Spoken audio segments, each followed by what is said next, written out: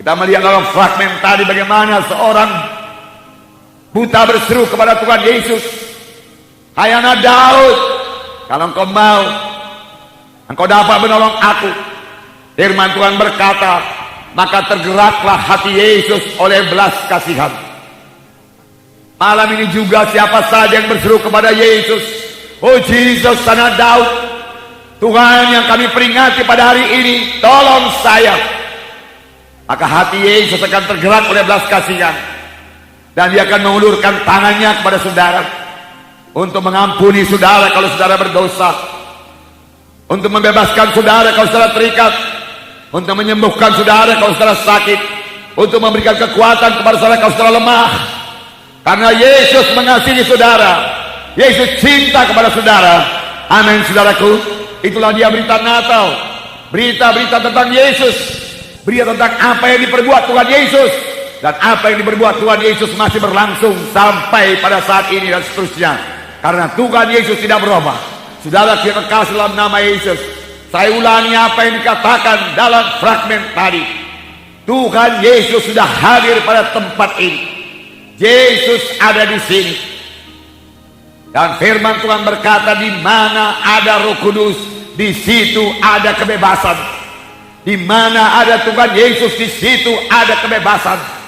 Dan firman Tuhan juga berkata, kamu akan mengenal kebenaran, dan kebenaran itu akan membebaskan kamu. Siapakah kebenaran? Tidak lain daripada Tuhan Yesus. Jadi kamu akan mengenal Tuhan Yesus, dan Tuhan Yesus akan membebaskan kamu. Membebaskan dari dosa, membebaskan dari akibat dosa, membebaskan daripada kutuk dosa. Apakah kebenaran? Kalau ditanya apakah kebenaran, jawabannya yaitu firman Tuhan. Firman Tuhan adalah kebenaran, dan kamu akan mengenal kebenaran, dan kebenaran itu akan membebaskan kamu.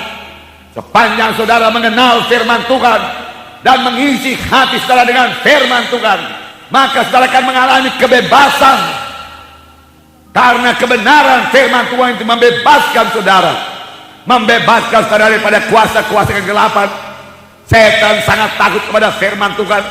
Setiap anak Tuhan yang mengetahui firman Tuhan dapat berkata kepada setan, ada tersurat, dan setan akan lari daripadanya. Sama sebagaimana Tuhan mengalahkan setan. Setan mencobai dia. Senjata apakah yang dipakai oleh Tuhan Yesus? Tuhan Yesus berkata, ada tersurat, jangan cobai Allah Tuhanmu. Ada tersurat, bukannya dari roti saja manusia bisa hidup. Ada tersurat, engkau harus menyembah Allah Tuhanmu saja. Dan setan meninggalkan Tuhan Yesus. Setan kalah. Setan tidak sanggup terhadap firman Tuhan. Setan juga tidak sanggup, tidak bisa melawan kuasa di dalam nama Yesus. Amin, saudara. Dan kuasa dalam nama Yesus telah dikaruniakan Tuhan kepada saudara sekalian, untuk saudara pakai, untuk saudara praktekkan, melawan musuh kita, yaitu setan. Setan itu musuh kita. Dia bukan teman kita. Dia musuh kita. Dia mau mencelakakan kita. Dia musuh kita. Dia mau membunuh kita. Dia musuh kita. Dia menggoda kita untuk jatuh kepada dosa. Dia musuh kita. Dia mau membawa kita kepada neraka. Dia musuh kita. Dia mau menghalangi kita untuk melayani Tuhan. Oleh sebab itu, lawanlah iblis, maka iblis akan lari daripadamu. Amin. Jangan mau menyerah kepada godaan setan. Puji Tuhan, saudaraku. Malam ini kita memperingati hari kelahiran Tuhan Yesus. Apa yang dikatakan oleh firman Tuhan dalam Yohanes 3:16. Karena demikian Allah mengasihi isi dunia ini, sehingga dikaruniakannya anaknya yang tunggal itu, supaya barang siapa yang percaya kepadanya tidak binasa, tetapi beroleh hidup yang kekal. Tidak binasa, tapi beroleh hidup yang kekal. Di satu pihak ada kebinasaan. Kebinasaan bukan berarti lenyap. Tidak ada kehidupan lagi. Tidak, saudaraku. Manusia ini tidak ada yang lenyap. Kalaupun dia dikatakan meninggal dunia, kehidupannya berlangsung terus. Hanya tempatnya di mana? Di manakah orang mati itu? Alkitab mengatakan ada dua tempat, tempat senang dan tempat sengsara. Dua-dua selama-lamanya. Kalau memang sorga, ya sorga selama-lamanya. Kalau memang neraka, neraka selama-lamanya. Tidak akan berpindah dari neraka ke sorga walaupun didoakan dari dunia ini. Oleh sebab itu sekarang inilah waktunya memilih. Amin saudara. Tidak binasa, melainkan beroleh hidup yang kekal. Tuhan suka kalau anak-anaknya beroleh hidup yang kekal. Tidaklah Tuhan gemar seorang pun binasa, tetapi Tuhan mau supaya sekalian sampai kepada pertobatan, sampai kepada keselamatan. Itulah yang dikehendaki oleh Tuhan. Jangan seorang pun masuk dalam neraka yang kekal, tapi semua masuk ke sorga yang kekal. Malam ini, saudaraku, malam kebebasan. Malam ini malam keselamatan. Malam ini malam Yesus lahir di dalam hati saudara, sehingga saudara pulang bersama-sama dengan Yesus, bebas dari dosa dan kutuk dosa. Itulah dia kehendak Tuhan pada saudara pada malam ini. Setan akan sangat senang kalau kita hanya memperingati Natal secara tradisi gereja saja. Salam-salaman, selamat hari Natal, dengan segala kue, minuman-minuman, pohon terang, dekorasi yang baik. Tetapi setelah selesai kebaktian Natal, dosa masih di dalam, dosa belum bebas, pekerjaan setan masih berlangsung. Itu yang disukai oleh setan. Setan tidak peduli berapa kali pun kamu kebaktian Natal, silakan saja, dia katakan, asal jangan bebas dari dosa. Tapi Tuhan menghendaki kita bebas pada malam ini. Yesus cinta kepada saudara. Bukan kebetulan saudara hadir pada tempat ini. Saya tidak mengenal saudara, tapi Tuhan sudah mengenal saudara. Tuhan mau membebaskan saudara. Kalau memang sampai malam ini saudara belum bebas dari dosa, Tuhan mau menyembuhkan saudara. Kalau memang sampai malam ini saudara belum sembuh daripada penyakit, Tuhan mau membebaskan saudara daripada kebiasaan-kebiasaan yang tidak baik, kebiasaan-kebiasaan yang jelek. Dalam Yesus ada kebebasan. Kenallah kebenaran, dengarkan firman Tuhan ini, maka hidup saudara tidak akan sama lagi. Kejadian baru akan jadi kepada saudara. Amin. Untuk itulah Yesus datang, dan kita menjadi kejadian yang baru. Perkara lama lenyap, perkara baru timbul. Barang siapa yang ada dalam Yesus, ialah kejadian yang baru. Perkara lama lenyap, perkara baru timbul. Perkara lama lenyap, perkara baru timbul. Sudahkah hal ini pernah kejadian dalam hidup saudara? Yang lama lenyap, yang baru timbul. Perubahan ajaib terjadilah padaku, seperti dikatakan nyanyian kita. Sudahkah saudara mengalami perubahan ajaib pada suatu waktu di dalam hidup saudara? Sudahkah saudara mengalaminya? Kristen bukanlah sekedar catat nama di gereja, kemudian sekedar mengikuti upacara gereja, tidak. Tapi menjadi orang Kristen yang sejati, mengalami perubahan yang ajaib dalam hidupnya. Amin. Ini terjadi pada waktu dia lahir baru, pada waktu dia bertobat dan menerima Yesus sebagai Tuhan dan Juru Selamat pribadinya. Lalu Yesus masuk dalam hatinya, lalu perubahan ajaib terjadi.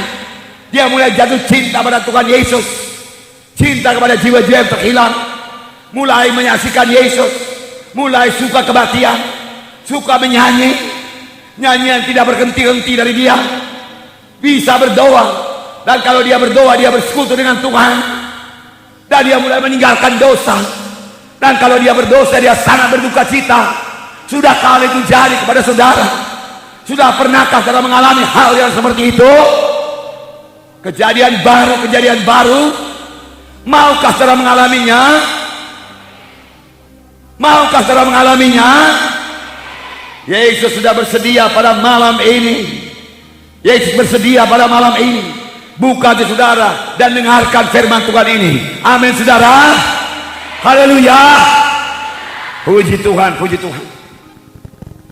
Sebab menjadi Kristen yang sejati adalah memiliki Yesus di dalam hati kita. Saudara yang kekasih dalam nama Yesus, dalam 1 Yohanes pasal 5 ayat 11 dan 12, Saya membacakan kepada saudara, dan inilah kesaksian itu. Allah telah mengaruniakan kepada kita hidup yang kekal, dan hidup yang kekal itu ada dalam anaknya. Barang siapa memiliki anak, ia memiliki hidup. Barang siapa tidak memiliki anak, ia tidak memiliki hidup. Dan inilah kesaksian itu. Allah sudah mengaruniakan hidup yang kekal kepada kita, dan hidup itu ada dalam anaknya. Anaknya ditulis dengan huruf besar. Dengan kata lain dikatakan, hidup yang kekal itu ada pada Yesus. Amin, saudara. Tidak ada di tempat lain, hanya ada pada Yesus. Kemudian dikatakan di sini, barang siapa memiliki anak, ia memiliki hidup. Barang siapa tidak memiliki anak, ia tidak memiliki hidup. Anak juga ditulis dengan huruf besar. Ini dalam 1 Yohanes pasal 5 ayat 11 dan 12. Jadi artinya ayat ini, barang siapa yang memiliki Yesus dalam hatinya, ia memiliki hidup yang kekal. Barang siapa tidak memiliki Yesus dalam hatinya, walaupun dia ke gereja, walaupun dia punya kedudukan dalam gereja, walaupun dia banyak menyumbang pada gereja, dia tidak memiliki hidup yang kekal. Kalau dia tidak punya persekutuan dengan Yesus, kalau Yesus tidak ada dalam hatinya. Malam ini, saudaraku, inilah ujung Natal. Itu yang saya katakan tadi, saudara harus pulang dengan Yesus.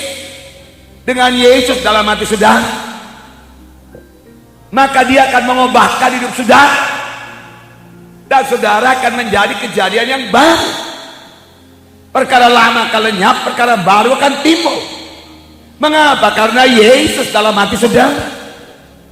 Sudahkah saudara pasti Tuhan Yesus dalam hati saudara? Sudahkah saudara tahu dengan pasti bahwasanya Yesus tinggal dalam saudara? Wahyu 3 ayat 20 berkata, lihatlah, aku berdiri di muka pintu dan mengetuk. Barang siapa yang mendengarkan suaraku dan membukakan pintu, aku akan masuk. Aku akan diam dalam hatinya. Aku bersama-sama dengan dia. Aku makan dengan dia, dia dengan aku. Inilah Tuhan Yesus yang mengetuk hati kita. Bagi saudara yang belum pernah membuka pintu pada Tuhan Yesus, inilah yang pertama kali saudara perlu laksanakan. Terlebih pada hari Natal ini, yaitu memberikan Yesus masuk ke dalam hati saudara dan tinggal dalam saudara, dan seterusnya saudara berjalan serta Yesus, bersekutu dengan Yesus, berkata-kata dengan Yesus, dan menerima pimpinan dari Tuhan Yesus. Untuk itulah Yesus datang ke dunia ini. Untuk itulah Yesus disalib, supaya saudara bisa bersekutu dengan Yesus, supaya dia bisa lahir dalam hati saudara. Amin. Berilah tempat bagi Yesus, saudara. Barang siapa yang memiliki Yesus, dia memiliki hidup yang kekal. Barang siapa tidak memiliki Yesus, dia tidak memiliki hidup yang kekal. Jadi hidup yang kekal ditentukan oleh hubungan pribadi saudara dengan Yesus. Untuk itulah Yesus mencurahkan darahnya. Untuk itulah dia lahir di Betlehem. Dia mengajar, mengadakan tanda ajaib, tanda mujizat, supaya jiwa-jiwa percaya kepadanya bahwa dia datang daripada Allah. Dia adalah anak Allah, dan dia datang untuk menjadi substitusi kita. Dia datang menjadi juru selamat kita, yang mengangkat dosa kita.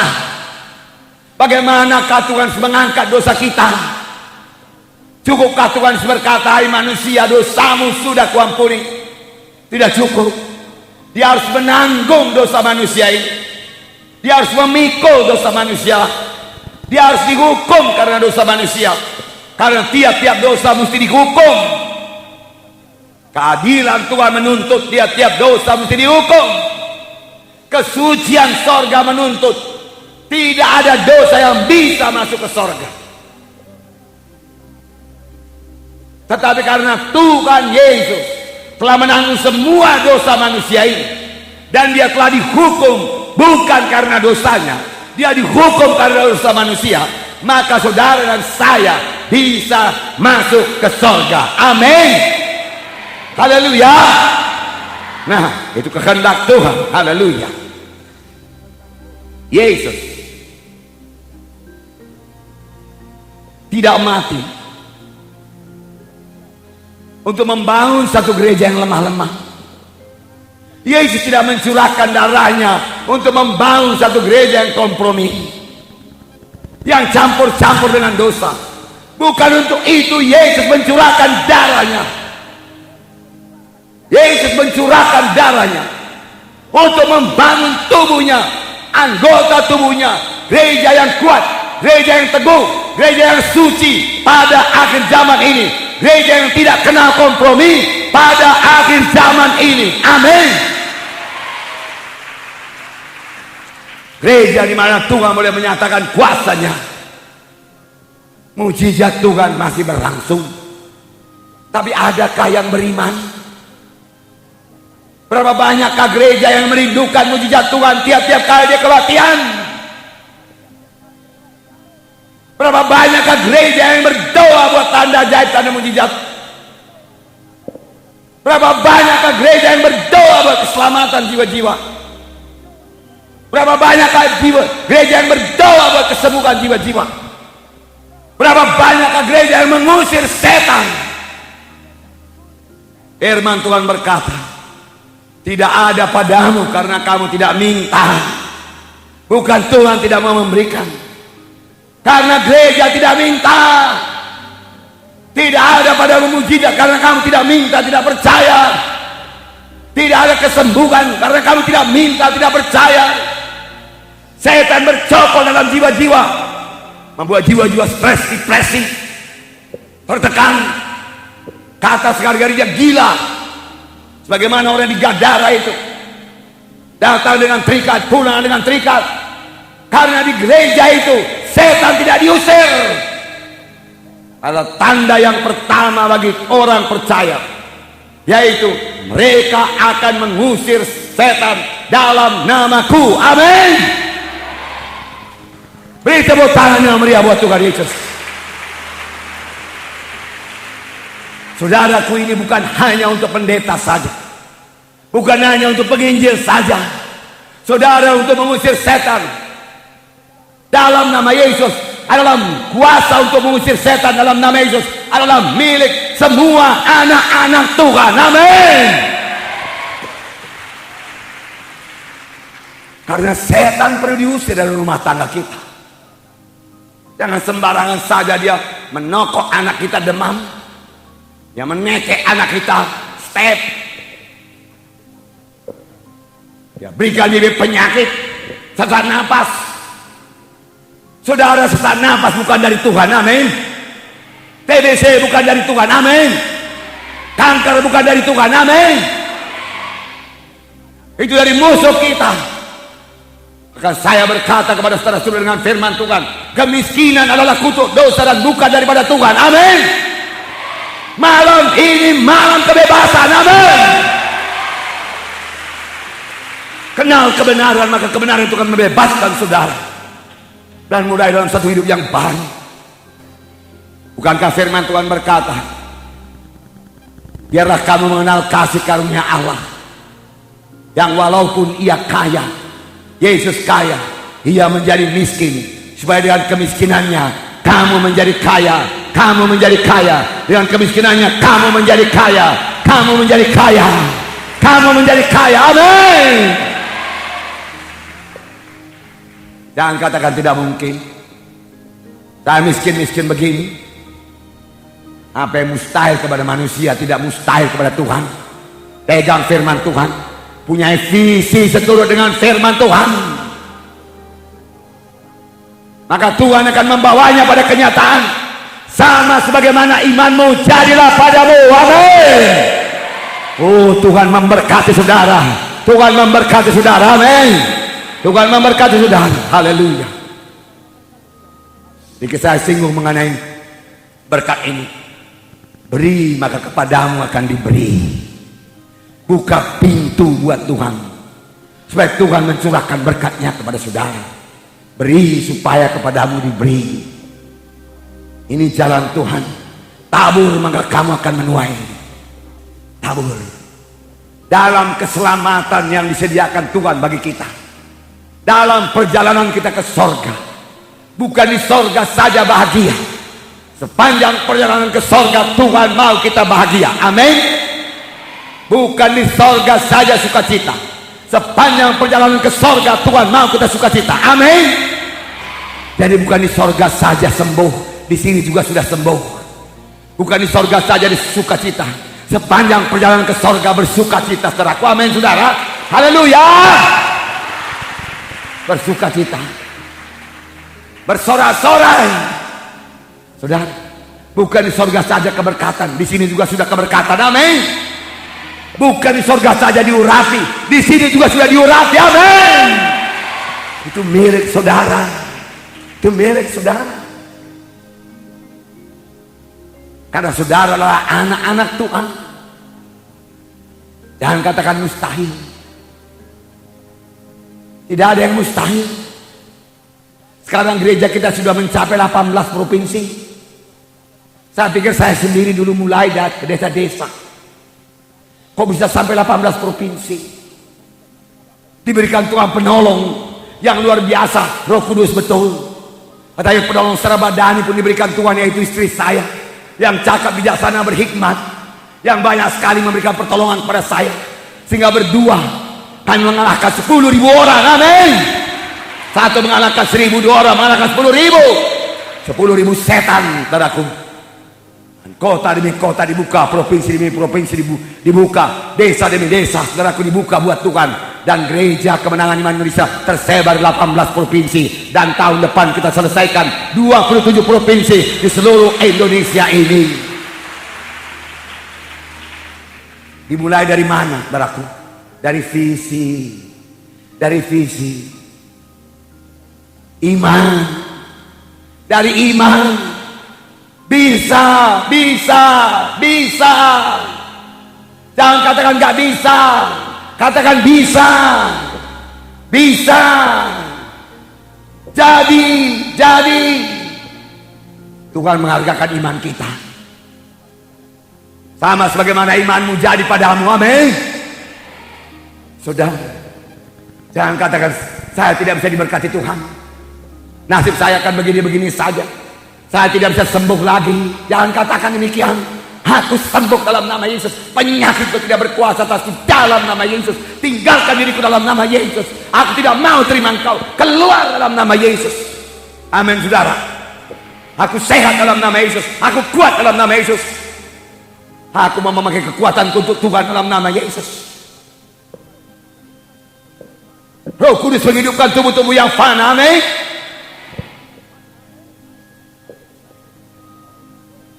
Kita tidak di bawah hukum dosa dan tidak di bawah hukum maut. Kita di bawah hukum kehidupan. Amin. Kehidupan yang jadi kepada kita. Amin. Teguh dalam Tuhan. Sama seperti fragmen yang saudara lihat tadi. Seorang yang sakit 12 tahun tidak mau menyerah. 12 tahun dia bertahan. 12 tahun dia minta kesembuhan, dia cari kesembuhan, dia cari kesembuhan, menghabiskan semua hartanya, tetapi dia tidak mau menyerah. Aku tidak mau mati, aku mau hidup. Penyakit kau mesti kalah. Waktu itu dia belum mengenal Yesus. Karena apakah jawaban kepadanya? Ketika dia bertemu dengan Yesus, hidupnya berubah. Ketika dia bertemu dengan Yesus, dia sembuh. Ketika dia bertemu dengan Yesus, dia diselamatkan Tuhan, disembuhkan Tuhan. Dia datang dengan iman. Setelah dia mendengar berita-berita tentang Tuhan Yesus, kalau ku jamah saja jubahnya, aku akan sembuh. Aku sembuh, aku sembuh, aku sembuh. Berapa banyak orang sakit berkata demikian pada malam ini. Aku pasti sembuh, aku pasti sembuh. Malam ini malam Natal, Yesus ada di sini. Ini malam kesembuhanku. Aku sembuh, aku sembuh.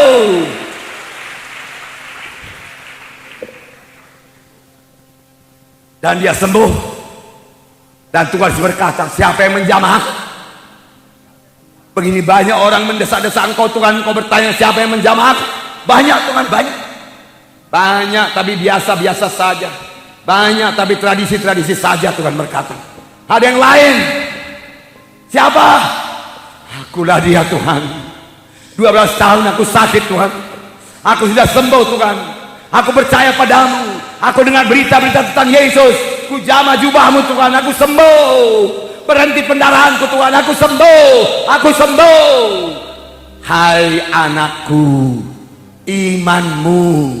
Hai anakku, imanmu telah menyembuhkan engkau. Hai saudaraku, iman saudaralah yang menyembuhkan saudara. Hai saudaraku, iman saudara yang mengobatkan diri saudara. Hai saudaraku, sama sebagaimana iman saudara jadi kepada saudara. Saudara berkata, aku bisa jadi hamba Tuhan. Aku mau seperti Pak Munte, puji Tuhan. Saya tidak merasa disaingi. Paulus berkata, langkah baiknya kalau semua seperti aku ini, kecuali belenggu ini. Maunya kamu semua jadi rasul seperti aku, Paulus berkata. Tapi janganlah ditangkap seperti aku. Jangan ditawar. Biarin semua jadi hamba Tuhan. Supaya dunia ini mendengarkan Injil Tuhan. Dan Yesus bisa datang kedua kali, amin. Itu yang kita tunggu-tunggu. Nah, bagaimana iman saudara pada malam ini? Tuhan, sudah cukup lama aku hidup dalam dosa Tuhan. Malam ini aku dengarkan berita Injil pada malam Natal ini. Selesailah sudah urusan dosa dengan aku Tuhan. Aku tidak mau lagi hidup dalam dosa. Aku sudah tahu dosa itu menghancurkan hidupku Tuhan. Aku bebas Tuhan. Dosa itu menceraikan aku dengan Engkau Tuhan. Aku nggak bisa berdoa Tuhan. Malam ini aku bebas Tuhan. Tolong aku Tuhan, selamatkan aku Tuhan. Tuhan, begitu banyak kebiasaan-kebiasaan jelek mengikat aku Tuhan. Malam ini tolong aku Tuhan. Aku mau bebas Tuhan. Aku mau bebas dari ganja Tuhan. Uangku sudah habis oleh ganja. Belakangan aku coba ekstasi Tuhan. Namun hidupku pertama hancur Tuhan. Pertama hancur. Tidak ada masa depanku Tuhan. Tolong aku, bebaskan aku Tuhan. Bebaskan aku Tuhan. Sudah cukup lama aku berdukun-dukun. Aku pikir dulu dengan berdukun aku berhasil. Tetapi kutuk yang datang. Lalu hidupku begini merana Tuhan. Rumah tangga aku juga tidak bahagia, berantakan. Anak-anakku juga sakit Tuhan. Tuhan, malam ini aku tinggalkan semua kedukunanku. Hajimat berhala aku buangkan semua Tuhan. Bebaskan aku, berkati aku. Aku mau jadi anakku Tuhan. Manakah iman saudara pada malam ini? Tuhan, cukup banyak kebiasaan jelek Tuhan. Menceritakannya pun malu aku kepadamu Tuhan. Apalagi dengarkan orang lain Tuhan. Najis Tuhan, najis Tuhan. Aduh Tuhan, aku mau bebaskan aku Tuhan malam ini Tuhan. Ampuni aku Tuhan, aku bertobat Tuhan, aku bertobat Tuhan, aku bertobat. Maka saudara akan menerima. Tuhan, sudah cukup lama aku mabuk-mabuk Tuhan. Tuhan, tiap-tiap malam aku mau minum. Uangku nggak ada beli alkohol, aku beli tuak Tuhan. Tuhan, sampai jauh malam aku pulang terhoyong-hoyong. Pikiranku pun nggak waras lagi. Aku mau marah pada setiap orang. Tuhan, selesailah itu Tuhan. Aku mau mulai hidup baru dalam Engkau Tuhan. Tolonglah aku Tuhan.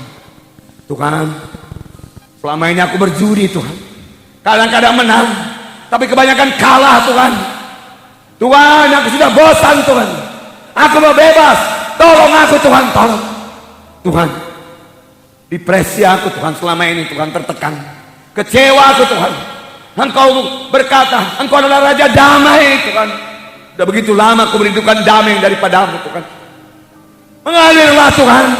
Hilangkan kecewaku ini Tuhan. Aku tidak mau depresi lagi Tuhan. Tolong aku Tuhan.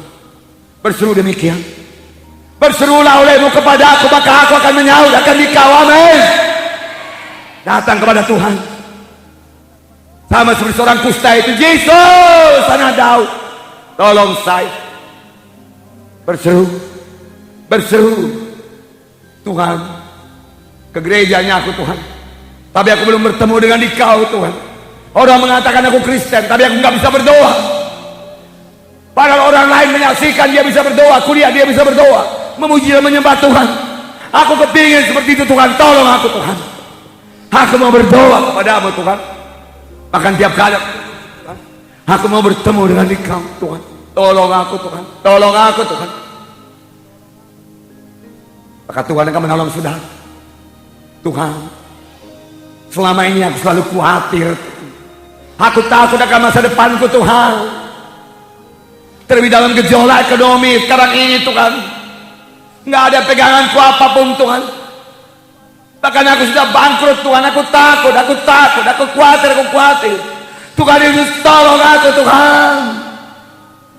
Firman Tuhan berkata, serahkanlah segala khawatirmu kepadanya, karena Dia yang mempedulikan engkau. Amin.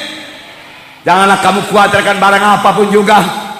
Lihatlah burung-burung di udara, dia tidak menabur benih, dia tidak menuai, namun Tuhan memberi makan.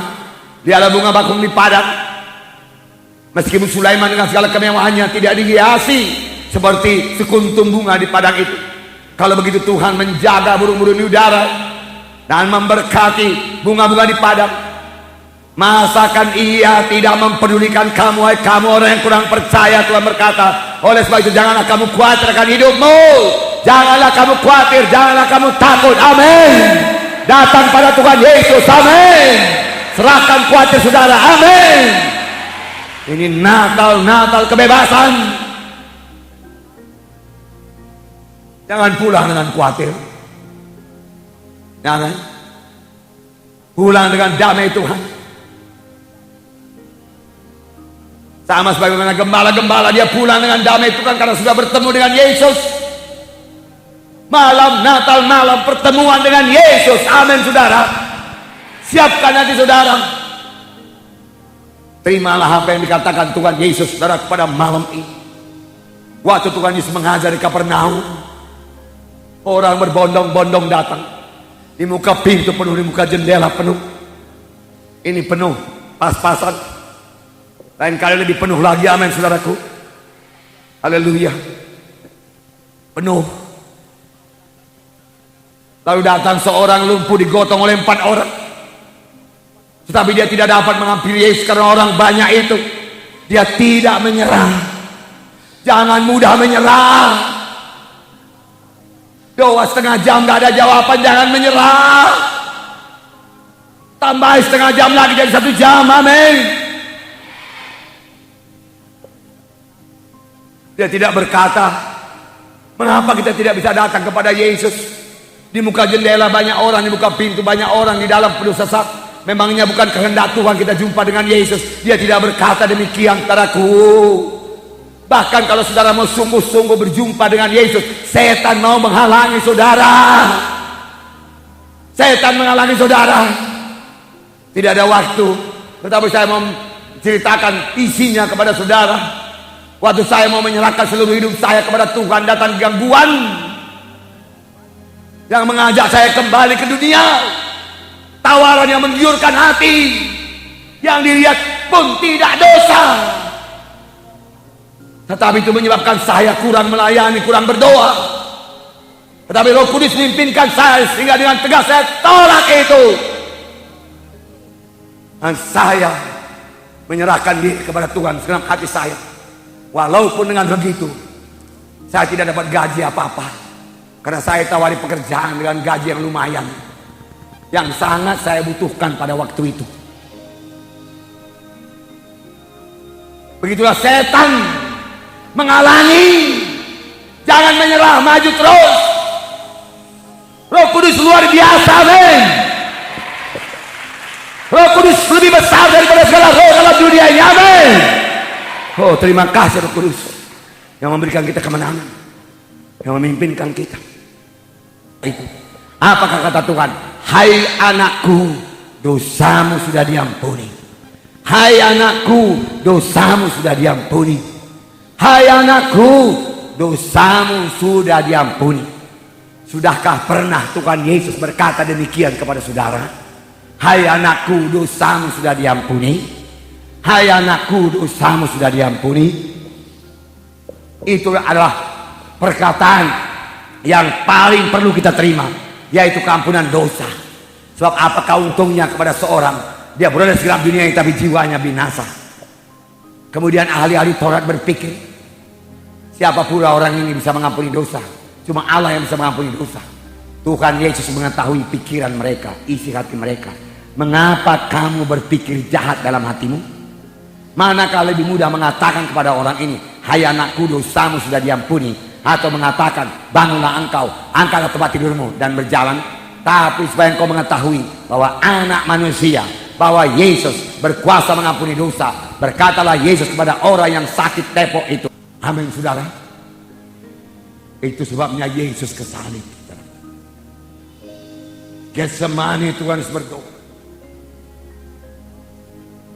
Bapa, kalau boleh biarlah cawan ini lalu daripada aku, Bapa, tapi bukan kehendakku, kehendakmu yang jadi.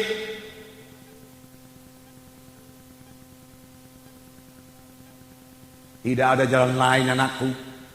Kalau engkau mau manusia selamat, engkau harus mengangkat dosa manusia. Yesus berdoa buat kedua kalinya, Bapa, kalau ada jalan yang lain, biarlah aku tidak meminum cawan ini, Bapa. Bapa berkata tidak ada jalan lain. Akhirnya kali yang ketiga Tuhan Yesus berdoa, Bapa, kalau memang tidak ada jalan yang lain, kehendakmu jadi, Bapa. Dia ambil cawan minuman, dia minum sampai tetes yang terakhir. Yesus menanggung dosa manusia, rela menanggung dosa manusia.